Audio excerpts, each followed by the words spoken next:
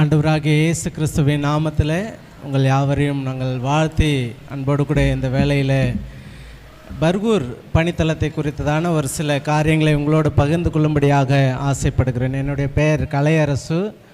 என்னுடைய மனைவி ரேவதி. எனக்கு 2 பிள்ளைகள் உண்டு. 7ஆம் வகுப்பு படிக்கிற மகள் ஜெனிஃபர் மிராக்லின், 6ஆம் வகுப்பு படிக்கிற ஜாய் ஓபேத். நாங்கள் 4 பேரும் அங்கே பர்கூர் மலையில் 3 பணித்தலங்களில் மிஷினரியாக காரியங்களை கற்றுக்கென்று நிறைவேற்றி கொண்டிருக்கிறோம். இந்த வேளையில் அந்த பர்கூர் மலை பணித்தலத்தை குறித்ததான ஒரு சில காரியங்களை உங்களோடு கூட பகிர்ந்து கொள்ள நான் ஆசைப்படுகிறேன். அவர்களுடைய வாழ்க்கை முறையை குறித்து நான் சொல்லுகிறேன். அவர்களுடைய வாழ்க்கை வானம் பார்த்த பூமி, மழை பெஞ்சா அவங்க ராகி போன்ற காரியங்களை விதைத்து அதிலிருந்து வருகிற காரியங்களை அவங்க சாப்பிட்டுட்டு வராங்க. ஒரு நாளைக்கு 2 வேளை உணவுகளை மாத்திரம்தான் அந்த மலைவாழ் மக்கள் எடுத்துக்கொள்கிறாங்க. உணவு அப்படின்னா களி தான் அவங்களுக்கு ஒரு சிறப்பான உணவு. அவங்க களியை கூட ரொம்ப கட்டியாக கிண்டி என்ன பண்ணுவாங்கன்னா சாப்பிடுவாங்க. அதை முழுங்கிடுவாங்க, மென்று கூட சாப்பிட மாட்டாங்க. கேட்டால் என்ன சொல்கிறாங்கன்னா, சீக்கிரமாக பசி எடுக்கக்கூடாது அப்படின்னு சொல்லி அவங்க காலையில் 6 மணிக்கு வேலை தொடங்கினாங்கன்னா இருட்டுற வரையும் வேலை செய்துட்ருப்பாங்க. அவர்களுக்கு அதிகமான வருமானம் தருகிற வேலை அப்படின்னு சொன்னாக்கா அந்த 100 நாள் வேலையில் தான் அவங்க அதிகமான வருமானத்தை ஈட்டி கொள்ளுகிறாங்க. விதைக்கிற காரியங்கள் அவர்களுடைய சாப்பாட்டுக்கு மட்டும்தான். மற்றபடி அவங்க அறுவடை பண்ணுறது, அவங்க விற்று அவங்க லாபத்தை சம்பாதிக்கிற காரியங்கள்லாம் இன்னும் அவர்களுக்குள்ளே காணப்படலை. வாரத்துக்கு ஒரு முறை குளிக்கிற பழக்கம் கொண்டவர்கள். வெள்ளிக்கிழமைனா ஆண்கள் பெண்கள் எல்லாருமே என்ன பண்ணுவாங்கன்னா, ஏரிகள் ஓரமாக போயிட்டு அங்கேயே விறகு வச்சு தண்ணி காய வச்சு குளிச்சிட்ருப்பாங்க. இப்படி அவர்களுடைய வாழ்க்கை தரம் உண்டு. ஊர் கட்டுப்பாடு ரொம்ப ஸ்ட்ராங்கான கட்டுப்பாடு. ஊர் நாட்டாமல் என்ன சொல்கிறாங்களோ அதை தள்ளி அவங்க வேறு எதையுமே செய்யக்கூடாது.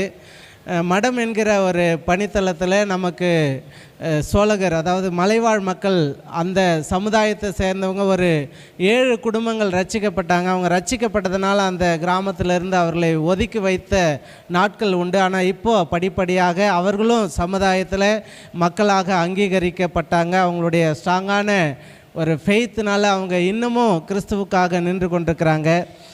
இதுதான் அவர்களுடைய வாழ்க்கை தரம். படிப்பு அப்படின்னு எடுத்துக்கிட்டோம் அப்படின்னாக்கா நம்ம ஊருக்கெல்லாம் கம்பேர் பண்ணால் கிட்டத்தட்ட ஒரு 50 வருஷத்துக்கு பின்தங்கி இருக்கிறாங்க. இன்னும் அதிகமாக கூட சொல்லலாம். இப்போ வர ஜென்ரேஷன் தான் படிக்கவே ஆரம்பித்திருக்கிறாங்க.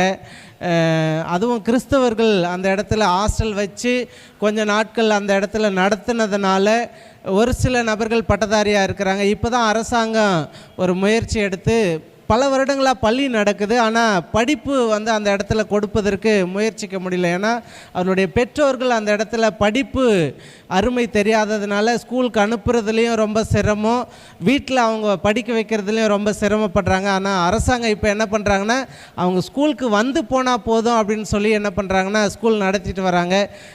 கீழே ஈரோட்டிலேருந்து அந்தியூர்லேருந்து தான் ஆசிரியர்கள் மேலே வரணும். அவர்கள் வருவதற்கே 3 மணி நேரம் 3.5 மணி நேரம் எடுக்கும். அதாவது ஃபாரஸ்ட்டு டிபார்ட்மெண்ட்டுக்குள்ளே தான் அங்கே வரணும். வனப்பகுதி என்றதுனால யானை இருக்கும், சிறுத்தைகள், கரடி இருக்கும்.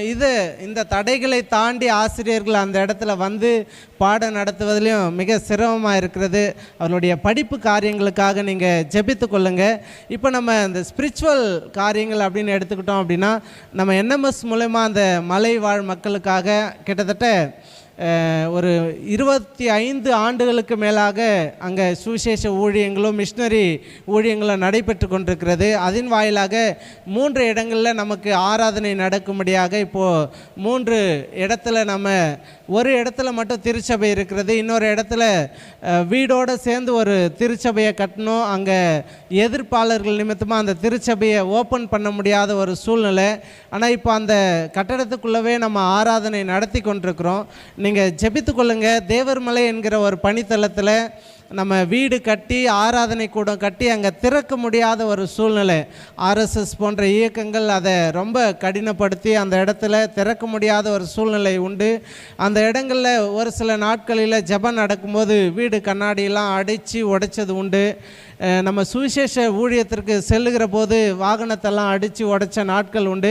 இப்போ கொஞ்சம் அந்த இடத்துல மிஷினரிகள் நாங்கள் ஸ்ட்ராங்காக இருக்கிறதுனால அவங்களே என்ன பழகிட்டாங்கன்னா, இவங்க என்ன பண்ணாலும் போக மாட்டுறாங்க, இவர்களை விட்டுடுவோம் நம்ம அப்படின்னு சொல்லி இப்போ அந்த இடத்துல ஒரு கேர்ள்ஸ் ஹாஸ்டல் கட்டும்படியாக நாங்கள் முயற்சிகள் எடுத்து கேர்ள்ஸ் ஹாஸ்டல் கட்டுறதுக்கு நிறைய அரசாங்கத்திலேருந்து கட்டுப்பாடுகளை வச்சுருக்கிறாங்க. முதல்ல காம்பவுண்டு கட்ட சொல்கிறாங்க.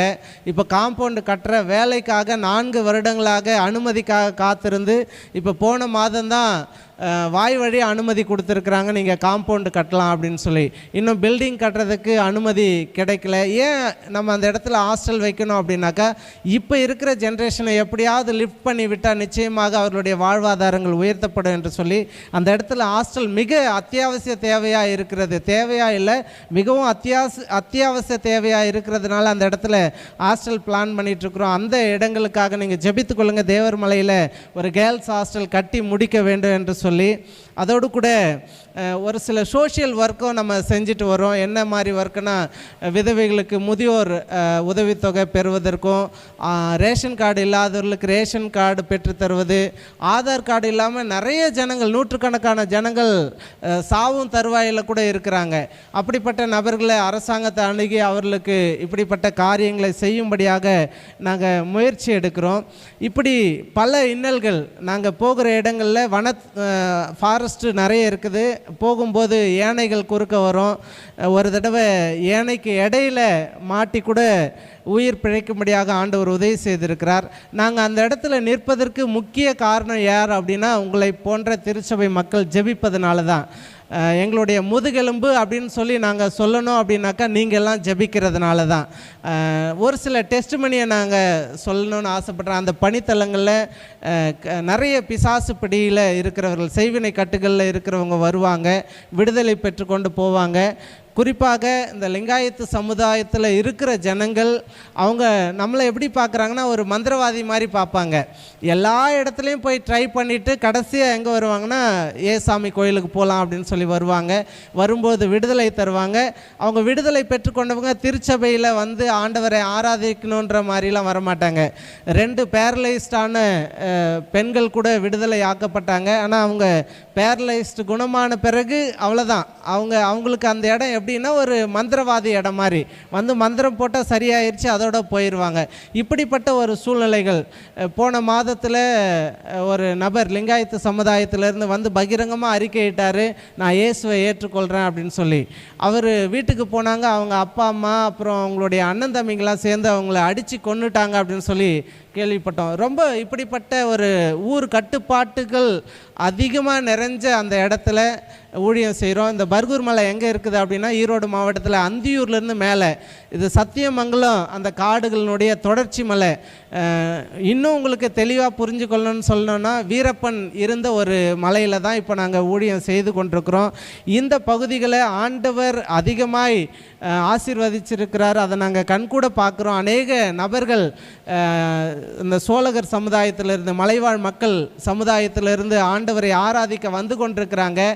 ஒரு கிராமம் இருக்கிறது, மடம் அப்படின்ற ஒரு கிராமம். கிட்டத்தட்ட 20 வருஷங்களாக அந்த இடத்துல அவங்க இருக்கிறாங்க. இப்போது அரசாங்கம் என்ன பண்ணுதுன்னா, அந்த இடம் ப்ரைவேட்டுக்கு சொந்தமான இடம், நீங்கள் எல்லாம் காலி பண்ணுங்க அப்படின்னு சொல்கிறாங்க. அப்போ நம்ம முதலமைச்சருக்கு, கலெக்டருக்கு அவங்களுக்கு மனுவெலாம் எழுத தெரியாது. நம்ம மிஷினரிகள் தான் அவர்களுக்கு கரண்ட் வாங்கி கொடுத்தாங்க, அரசாங்க வீடு வாங்கி கொடுக்க உதவி செஞ்சாங்க. இப்போ அந்த இடத்துல அவர்களுக்கு பட்டா வேணும் அப்படின்னு சொல்லி அரசாங்கத்தை அணுகும்போது நமக்கு நிறைய த்ரெட்டன் வருது. ஏன் அப்படின்னா, அங்கே மடம் அப்படின்ற அந்த வார்த்தைக்கு உங்களுக்கு அர்த்தம் தெரியும். நிறைய பாட புத்தகங்கள்லாம் நம்ம படிச்சிருப்போம். மடாதிபதிகள் இருக்கிறாங்க. கிட்டத்தட்ட 180 ஏக்கருக்கு மேலே அவங்க கண்ட்ரோலில் இருக்குது. இந்த ஒரு அரை ஏக்கர் அந்த இடத்த அந்த மக்களுக்கு கொடுத்துட்டோம் அப்படின்னா 180 ஏக்கரை தோண்டி எடுத்துருவாங்கன்னு சொல்லி நம்ம அந்த மனுவெல்லாம் எழுதுறது நம்ம தான் தெரிஞ்சதுனால நம்ம போகும்போது வரும்போது அந்த 34 கிராமங்களில் இருக்கிற அந்த லிங்காயத்து சமுதாய மக்களை வச்சு நமக்கு அதிக அதிகமாக மிரட்டல் கொடுத்துட்ருக்குறாங்க. அதனால் கர்த்தர் நிச்சயமாக அந்த இடத்த அவர்களுக்கு சொந்தமாக்கி தருவாங்கன்னு சொல்லி நாங்கள் நம்புகிறோம். இப்போ நான் ஒரு சில தேவைகளை உங்கள் மத்தியில் நான் முன்வைக்கிறேன். இந்த தேவர்மலை ஹாஸ்டல் பணித்தளத்திற்கு ஒரு 50க்கு 16 அப்படின்ற ஒரு அளவில் ஒரு கட்டடம் தேவைப்படுது. அரசாங்க அவர்களுடைய ரெக்குவயர்மெண்ட் படி இப்படி ஒரு கட்டடம் தேவைப்படுது. பர்கூரில் நமக்கு ஒரு ஆலயம் இருக்கிறது. அது அந்த சிமெண்ட் ஷீட் போட்டு பல வருடங்களாகி இப்போ ஒழுகிட்டு இருக்குது. மழை பெய்யும் போது நிறைய ஒழுகிட்டு இருக்குது. அதை நாங்கள் ரூஃபாக மாற்றலாம் அப்படின்னு சொல்லி பிரயாசப்பட்டு ஜெபிச்சிட்ருக்குறோம். அங்கே இருக்கிற மலைவாழ் மக்கள் நாங்கள் எங்களுடைய குடும்பத்தின் சார்பாக எங்களுடைய சார்பாக நாங்கள் கொஞ்சம் பணம் சேகரிக்கிறோம் அப்படின்னு சொல்லி இப்போ கிட்டத்தட்ட 40,000 வரையும் சேகரிச்சிருக்கிறாங்க. மீதி இருக்கிற ஒரு 3 லட்சம் ரூபாய் வச்சு அந்த ரூஃபை போட்டுடலாம் அப்படின்னு சொல்லி நாங்கள் எஸ்டிமேட் வாங்கியிருக்கிறோம். இதற்காக நீங்கள் ஜெபித்து கொள்ளுங்க. அப்புறம் நீங்கள் ஒருவேளை உதவி செய்யணும் அப்படின்னு நினச்சிங்கன்னா இந்த பணித்தலங்களை வந்து பார்வையிடுங்க. முதலாவது நாங்கள் நம்புகிறோம் மிஷினரிகள் வந்ததுனால தான் இப்படிப்பட்ட ஒரு பெரிய திருச்சபைகள் எழும்பி இருக்கிறது. நீங்களாம் அந்த இடத்துல வந்து உங்களுடைய பாதங்களை வைத்து நீங்கள் ஜெபிச்சிங்கனாவே நிச்சயமாகவே அந்த பகுதியெல்லாம் ஒரு பெரிய எழுப்புதலுக்குள்ளே அல்லது ஒரு ரட்சிப்புக்குள்ளே வந்துரும்னு சொல்லி நாங்கள் விசுவாசிக்கிறோம். நான் ஒரு குக்கிராமத்திலேருந்து வந்திருக்கிறேன். என்னுடைய ஊர் பேர் வந்து ஒரத்தூர். சென்னையிலேருந்து ஒரு 64 கிலோமீட்டர் தூரத்தில் இருக்கிற ஒரு ஊர் ஒரத்தூர். மொத்த குடும்பமே எங்கள் ஊரில் வந்து 250 குடும்பங்கள் தான் இருக்கும். ரொம்ப ஒரு சின்ன கிராமம். அந்த கிராமத்தில் இங்கிலாந்துலேருந்து மிஷினரிகள் அந்த நாட்களில் வந்து கால் பதிச்சதுனாலே என்ன தெரியல, அந்த கிராமத்திலேருந்து கிட்டத்தட்ட ஒரு 60க்கும் மேற்பட்ட ஊழியர்கள் எழும்பி இருக்கிறோம். 60க்கும் மேற்பட்ட ஊழியர்கள் வெளியே வந்திருக்கிறோம் ஒரு சின்ன கிராமத்தில் இருந்து. காரணம் என்ன அப்படின்னு சொல்லி பார்க்கும்போது மிஷினரிகள் அந்த இடத்துல வந்து பாதத்தை வச்சிருக்கிறாங்க. நிச்சயமாக இந்த திருச்சபையும் ஒரு மிஷினரி சரித்திரத்தை கொண்ட ஒரு திருச்சபை தான். நீங்கள் எல்லாம் உங்களுடைய பாதங்களை அந்த மலைப்பகுதியில் வையுங்க. நிச்சயமாக அந்த இடத்துல ஒரு பெரிய அறுவடையை நிச்சயமாக பார்க்க முடியும்னு சொல்லி நாங்கள் நம்புகிறோம். நீங்கள் இப்படி உதவி செய்யணும், அந்த பணித்தளத்திற்கு நீங்கள் வரணும் அப்படின்னு சொல்லி நினச்சிங்க அப்படின்னா இங்கே நம்முடைய திருச்சபையில் இருக்கிற முன்னேற்ற பணியாளர் அவர்களுடைய குடும்பத்தை நீங்கள் ஜான்சியக்கா குடும்பத்தை நீங்கள் அணுகி அந்த இடத்திற்கு நீங்கள் வரலாம், உதவிகளை செய்யலாம். குறிப்பாக நான் சொன்ன காரியத்திற்காக நீங்கள் அதிகமாக ஜெபித்து கொள்ளுங்கள். தேவர்மலையில் ஒரு கேர்ள்ஸ் ஹாஸ்டல் கட்டணும், அந்த பர்கூரில் ஒரு ரூஃப் போடணும், அதற்காக நீங்கள் ஜெபித்து கொள்ளுங்கள்.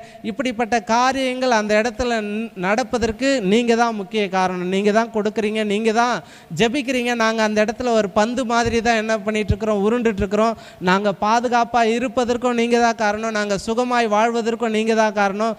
தொடர்ந்து எங்களுடைய இப்படிப்பட்ட பணித்தலங்கள் நிறைய உண்டு. இன்றைக்கி உங்கள் முன்னாடி இந்த பர்கூர் பணித்தளத்தை நாங்கள் வச்சுருக்கிறோம். நீங்கள் ஜெபிங்க. உங்களிடத்துல கொடுக்கப்பட்ட கவரில் நீங்கள் எல்லா காரியங்களையும் எழுதி நீங்கள் வைங்க. நாங்களும் உங்களுக்காக ஜெபிக்க ஆசைப்படுகிறோம். இந்த வாய்ப்பை கொடுத்த எங்களுடைய ஜெனரல் செக்ரட்டரி அவருக்கும், அதோடு கூட இங்கே முன்னேற்ற பணியாளராக இருக்கிற குடும்பத்தாருக்கும், திருச்சபை ஆயருக்கும், மற்றும் இந்த திருச்சபையில் இருக்கிற எல்லா கமிட்டி மெம்பருக்கும், விசுவாச குடும்பங்களுக்கும் நாங்கள் நன்றிகளை தெரிவித்துக் கொள்கிறோம். தொடர்ந்து ஜெபித்துக் கொள்ளுங்கள்.